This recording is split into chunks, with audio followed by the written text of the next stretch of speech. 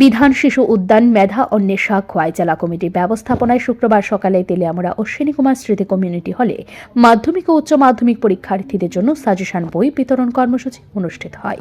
এই কর্মসূচিতে উপস্থিত ছিলেন বিধায়িকা তথা ত্রিপুরা সরকারের মুখ্য সচেতক কল্যাণী সাহারায়, তেলিয়ামুড়া মেধা অন্বেষা ত্রিপুরা চ্যাপ্টারের রাজ্য কমিটির সদস্য পরীক্ষিত দে ও পূর্ণিমা রায়, বিবেকানন্দ দ্বাদশ শ্রেণী বিদ্যালয়ের প্রধান শিক্ষক সঞ্জিত কুমার দাস, প্রাক্তন শিক্ষক সজল ঘোষ সহ অন্যান্য বিশিষ্ট ব্যক্তিরা।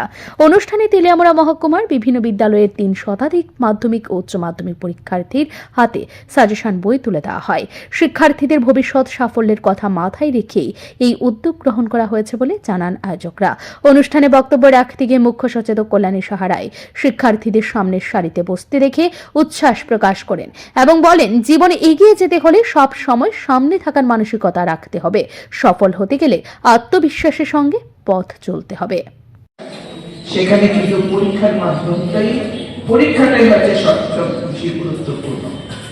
আজকে নেতাদের কাছে যেতে হবে না, তোমাদের পড়াশোনাটা করো, নিজেকে প্রস্তুতি করো, জীবনের যে কোনো কম্পিটিটিভ এক্সাম যাতে তোমরা উত্তীর্ণ হতে পারো সেইভাবে নিজেদেরকে তৈরি করো এবং তার সোপান, তার সিঁড়ি এখন থেকেই তোমাদের অর্জন করতে হবে। আগামী ভবিষ্যৎ, আগামী 5 বছর পরে নিজেকে ওই জায়গায় দেখতে চাও না বেকারত্বের যন্ত্রণা ভোগ করতে চাও, সেই দায়িত্ব, সেই চিন্তা ভাবনা তোমাদেরকে করতে হবে। মা বাবার সাথে রয়েছে। তিনি বিএসসি ও মেধা অন্বেষার এই উদ্যোগের প্রশংসা করেন এবং পরীক্ষার্থীদের পড়াশোনার মনোযোগী হওয়ার পরামর্শ দেন। এছাড়াও সবাই যাতে ভালো ফলাফল করতে পারে সেই আশাও ব্যক্ত করেন। ব্যুরো রিপোর্ট, ঋদ্ধি নেটওয়ার্ক।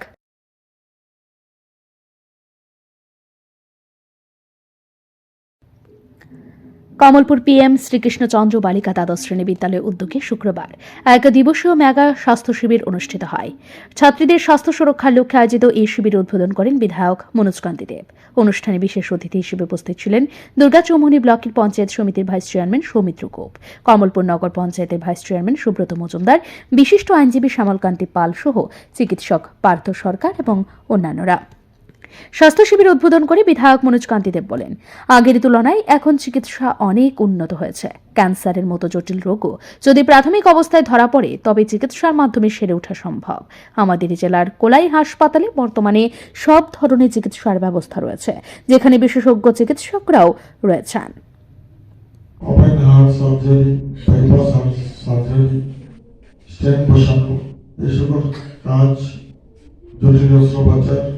জীবিতে সম্ভব হচ্ছে।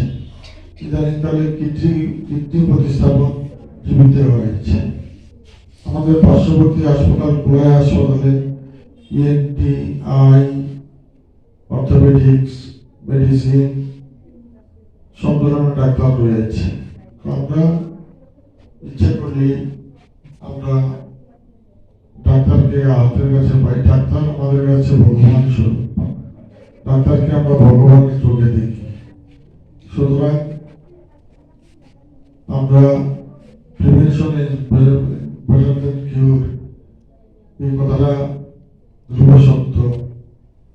যে রোগ হওয়ার আগেই আমরা নিয়মিত যদি হেলথ চেক আপ করি তাহলে আমরা অনেক জটিল রোগ থেকে আমরা রক্ষা করতে পারি। ক্যান্সারের মতো রোগ ফার্স্ট স্টেজে ভালো হয়ে যায়। তিনি আরও বলেন, ধলাই জেলায় এই প্রথমবার ছাত্রীদের রোগ প্রতিরোধের জন্য বিদ্যালয়ে মেগা স্বাস্থ্য শিবির অনুষ্ঠিত হলো, যা একটি উল্লেখযোগ্য উদ্যোগ। তার সাথে সাথে এর মূল উদ্দেশ্য হলো